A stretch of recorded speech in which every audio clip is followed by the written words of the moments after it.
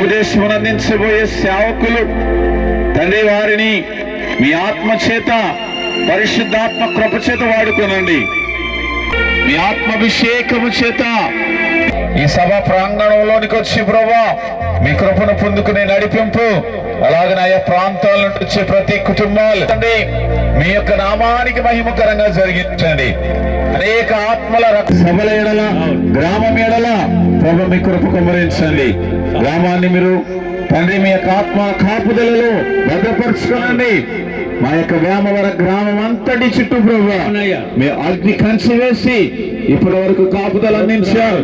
ఇక మీదట కూడా యొక్క కూడిక ప్రభు సువార్త సమమున ప్రార్థించి అడిగి వేడుకుంటున్నాను పరమ తండ్రి.